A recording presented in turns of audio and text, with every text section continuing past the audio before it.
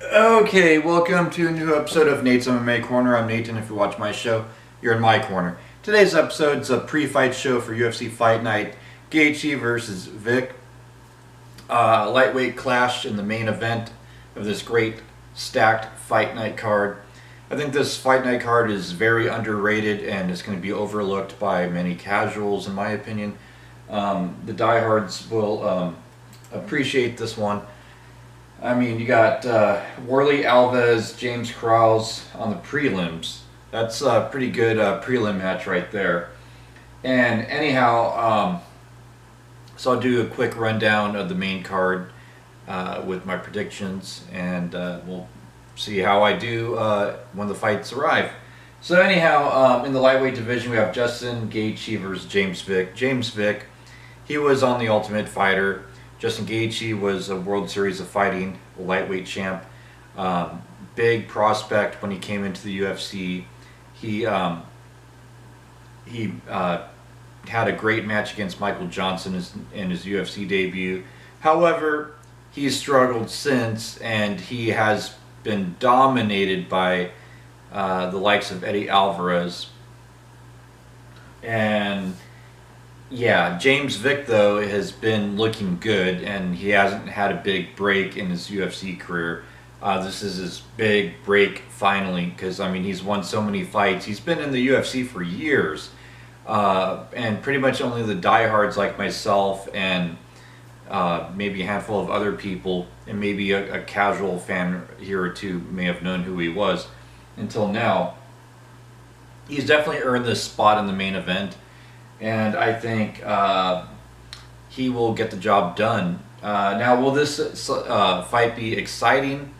We'll see. I think that James Vick he knows how to use his height and reach for the most part, and he's hungry for this win. I think Justin Gaethje will have something to prove. May try to out-wrestle James Vick, but I think James Vick has great takedown defense. So, with that said, I think James Vick gets it done. Second round knockout. I think there's a feeling out process in the first round. Maybe James Vick gets taken down in the first round. Maybe gets taken down twice. But he gets back up on his feet. And then he realizes, look, I got to sprawl. I got to, stuff those takedowns however which way. And keep this fight standing because that's his breadbasket, as they say, and I think he gets it done here. Yeah, it's second round knockout. I think he uses that reach, and he catches Justin Gaethje at some point. So it's going to be a good fight because, I mean, Justin Gaethje, I'll give a 40% chance of winning this fight. I don't see it being like a massive underdog. I think James Vick's, in my opinion, the favorite. But I wouldn't say he's a massive favorite. This fight could go either way still. Then in the featherweight division, the co-main event, we have Michael Johnson going up against Andre Fili. You know what? Like, I know it's like when you compare wins and losses, like as of lately, like it'll look like Andre Fili will win this fight. But I think Michael Johnson will use the wrestling and get it done on takedowns and win a decision here. I don't think this fight's going to be necessarily the most exciting fight for Michael Johnson and get fans to be, wild, but I think he'll land a takedown or two in each round, and that'll get him a decision win and get him back on track where he needs to be. Andre Fili, though, is a very tough opponent, and if Andre Fili gets it done here, it's a big win for him, and he really makes a statement in this featherweight division. And, Andre Fili has struggled in his UFC career throughout the years, but as of late he's racked up a couple wins and he's looking good going into this fight. So this is a good matchup for both these guys.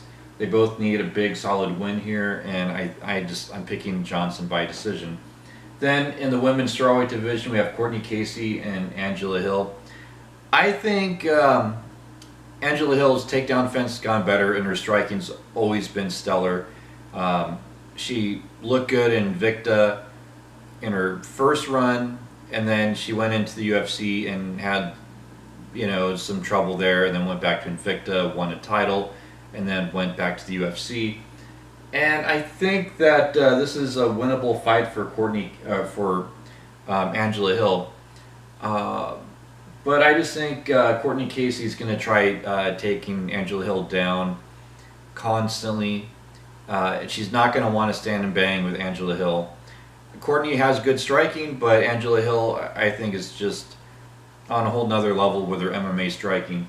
So I think Courtney Casey, knowing that, is just really going to be smothering her against the cage and trying to get takedowns and get to dominant positions. I could picture her getting a couple takedowns in this fight and just enough to win a split decision. I could see this being a decision fight, hard fought on both sides. But I'll give Courtney Casey about a 55% chance of winning this fight because I think Angela Hill could land some heavy strikes and start building momentum that way as well. And it'll stifle Courtney Casey and make her not want to bum rush for takedowns. Then in the welterweight division, we have Jake the Juggernaut Ellenberger versus Brian Barberena. I'm picking Brian Barberena in this one. I've mentioned in the past about Nate Marquardt being scared for his safety and everything, him having had so many bad losses in his career. And I'm starting to feel the same way for Jake Ellenberger. I feel like Jake Ellenberger, he's one of my favorite fighters. But it's just like I'm concerned for his safety, and I almost want him to retire. I mean, if he can win this fight, it's one fight, and he still has a long way to go to really get back in there. And if he can rack up this win and a couple more, then I think Jake Ellenberger's back.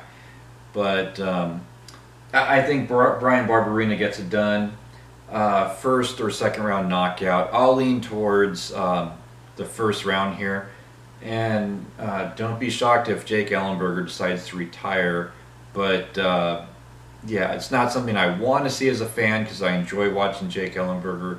But at the same time, it's that thing of, how much more can he go? Maybe just become a trainer, a coach.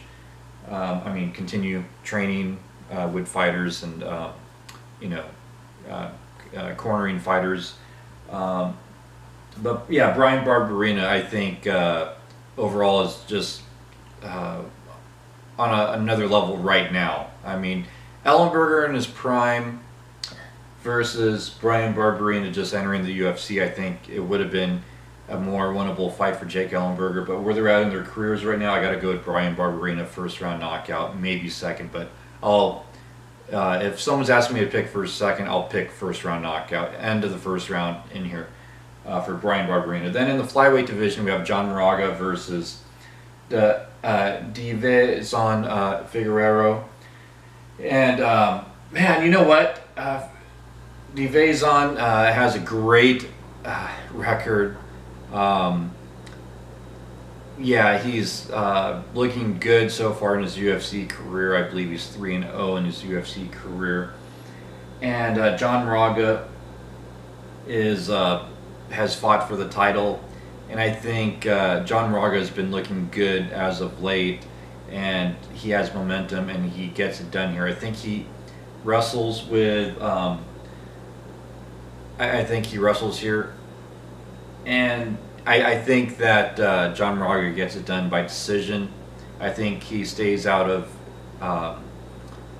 any submission attacks that Divizon may go for, and I think John Moraga wins decision with some ground and pound, especially in the second and third rounds. I think he'll really put pressure on.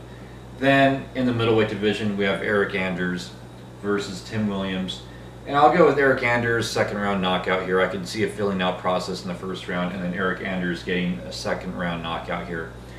Tim Williams, very tough, durable opponent, but Eric Anders, I mean, he was in the main event of the UFC Fight Night against Machida, and he didn't seem to let it get to him too much, and I think he took a lot from that experience, and he really learned from that experience, and I think Eric Anders is still a guy to watch out for in the UFC.